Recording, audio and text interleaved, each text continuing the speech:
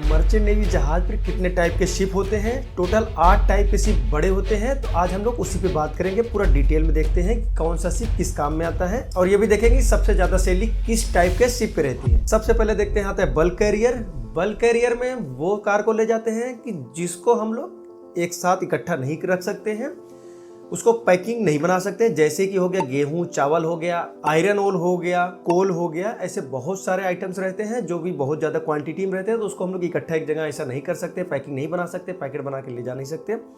तो उसको हम लोग बल्क कैरियर में बहुत बड़े हैच होते हैं और उसमें लोड किया जाता है इसको। दूसरा टाइप का हो गया कंटेनर शिप हो गया। कंटेनर शिप जो है उसमें क्या होता है, जितने भी कार्गो रहते हैं एक कंटेनर, जैसे ये कंटेनर रहता है उसमें जो है बंद रहते हैं इलेक्ट्रिक आपका सामान हो गया जिसको हम लोग पैक कर सकते हैं। छोटा छोटा आइटम रहता है उसमें कुछ भी हो सकता है। उसमें इलेक्ट्रॉनिक डिवाइस आपके हो सकती हैं, क्लॉथ हो सकते हैं, फ्रोजन आइटम भी हो सकते हैं। जैसे बहुत सारे कंट्री में क्या हो, मीट एक जगह से दूसरे जगह, वेजिटेबल एक कंट्री से दूसरे कंट्री सप्लाई होती है, तो उसमें जो है फ्रोजन कंटेनर का काम आता है। तो उसके लिए यूज होता है ताकि सामान एक कंट्री से दूसरे कंट्री सेफली पहुंच सके।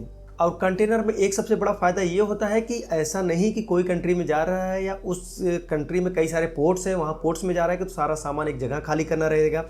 वहाँ पे कंटेनर में एक फ़ायदा ये रहता है कि कुछ कंटेनर यहाँ उतार देंगे, जैसे जिस जगह का सामान है, आप ये समझिए कि एक कंट्री में कई सारे स्टेट होते हैं, कुछ स्टेट में कुछ चीज़ ज़रूरत ज़्यादा है, दूसरे के स्टेट में दूसरी चीज़ की ज़रूरत है, तो वहाँ उतने कंटेनर उतार दिए जाते हैं और दूसरे कंटेनर लोड भी हो जाते हैं। ये ज़्यादा ईजी रहता है सामान लोड करना और डिस्चार्ज करना। इससे जो है टाइमिंग भी बच जाती है और कंटेनर शिप स्पीड भी चलते हैं, काफ़ी उनका स्पीड रहता है, तो वो जल्दी पहुंच भी जाते हैं। तीसरा नंबर पर होता है टैंकर्स आते हैं। टैंकर्स में बहुत कई तरीके के टैंकर्स आते हैं, लेकिन जो स्पेशली ऑयल टैंकर रहता है उसमें जो है हम लोग कच्चा तेल भी लोड, जैसे क्रूड ऑयल हो गया, आपका डीजल हो गया, पेट्रोल हो गया, नेफ्ता हो गया, ठीक है, केरोसिन हो गया, ऐसे बहुत सारे ग्रेड रहते हैं उसमें लोड किया जाता है। ये ऑयल टैंकर के बीच में आते हैं। इनका डिफरेंट टाइप रहता है, तो बहुत सारा अलग भी कहते हैं ऑयल टैंकर में, से क्रूड ऑयल टैंकर हो गया, ठीक, प्रोडक्ट टैंकर हो गया, तो ऐसे कार्गो के हिसाब से उसको अलग कर दिया जाता है। बाकी आते टैंकर की कैटेगरी में ही है। चौथे नंबर पे आता है केमिकल टैंकर्स। ये बेसिकली थोड़ा छोटे होते हैं, जैसे क्रूड ऑयल टैंकर्स वगैरह या प्रोडक्ट से थोड़ा छोटे होते हैं, लाइट, क्योंकि कार्गो भी इसमें छोटा है, कम रहता है ना। केमिकल्स है जो है बहुत एक्सपेंसिव भी होते हैं और बहुत ज़्यादा क्वांटिटी में तो ज़रूरत नहीं रहती उनकी, कि जैसे क्रूड ऑयल है भर लिया एक साथ में। तो टैंकर्स में कंपार्टमेंट होता है, उसमें ही बहुत सारे तरीके के केमिकल से लोड किए जाते हैं। ये अलग ही टाइप की शिप बनाई जाती है, क्योंकि अगर नॉर्मल जो शिप में अगर लोड कर दिया जाएगा तो उसके जो मेटल्स रहते हैं वो ख़राब हो सकते हैं, वो खा जाएगा, केमिकल बह सकता है, लीक हो सकता है। तो ये अलग टाइप के केमिकल टैंकर्स बनाए जाते हैं।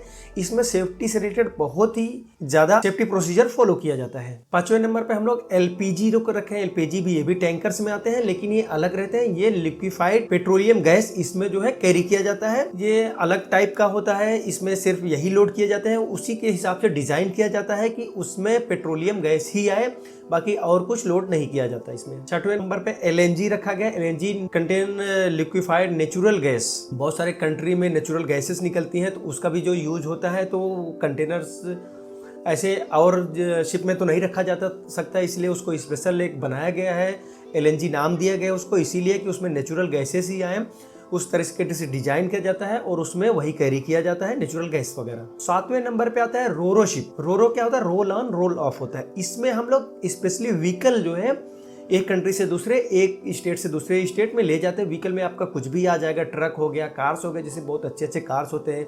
अपने यहाँ जो है प्रोडक्शन उसका नहीं होता, तो एक कंट्री से दूसरे कंट्री जाता है। बहुत सारी ऐसी कंट्री हैं जहाँ खुद का उनका जो है प्रोडक्शन नहीं है, तो वहाँ वो लोग परचेस करते हैं, दूसरे कंट्री से मंगाते हैं। या कुछ इस अलग टाइप के ट्रक्स हो गए, कार्स हो गए, जो कि हर जगह नहीं होते, तो वो रोरो शिप के द्वारा ही मंगाया जाता है। उस हिसाब से डिज़ाइन होता है, उस हिसाब से उसके पोर्ट्स होते हैं, और वो सिर्फ उसका काम ही है कि व्हीकल एक जगह से दूसरी जगह ले जाना। 8वें नंबर पे है क्रूज शिप। इसको पैसेंजर शिप भी बोलते हैं। सबसे लग्जरी लाइफ जो दिखाते हैं इसी में दिखाया जाता है, क्योंकि इसमें जो है आदमी एक कंट्री से दूसरे कंट्री, एक स्टेट से दूसरे स्टेट, मतलब एक जगह से दूसरे जगह आते जाते हैं। सबसे अच्छी लाइफ जिसको में भी कह सकते हैं आप, तो जो वर्कर भी रहते हैं उनकी इसी में रहती है, क्योंकि इसमें हर चीज़ वेल मेंटेन रहती है, बहुत ही सुविधा से लैस रहता है इसमें। और सुविधा ज़्यादातर इसलिए रहता है कि यहाँ पैसेंजर्स रहते हैं, पैसेंजर्स में आदमी रहते हैं, तो उनकी जान की कीमत ज़्यादा रहती है, इसलिए उसको बहुत लग्जरी बनाया भी जाता है।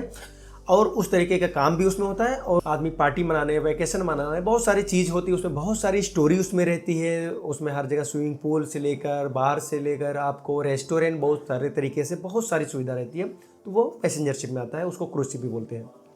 इसके अलावा भी कुछ शिप आते हैं, जैसे कि छोटा मोटा शिप, सप्लाई बोट हो गया, छोटे होते हैं।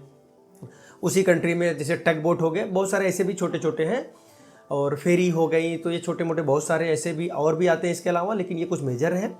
और अभी हम लोग मेन पार्ट पे आते हैं, सैली की। सबसे ज़्यादा सैली किस में रहती है? तो देखिए, सबसे ज़्यादा सैली आपको टैंकर्स में मिलेगी, वो भी स्पेशली एलएनजी हो गया, एलपीजी हो गया। इस पे इसलिए रहती है कि इस पे खतरा भी ज़्यादा रहता है। जितना ज़्यादा खतरा उतना ज़्यादा सैलरी उसी हिसाब से मिलती है आपको, और बहुत एक्सपीरियंस भी मैटर करता है।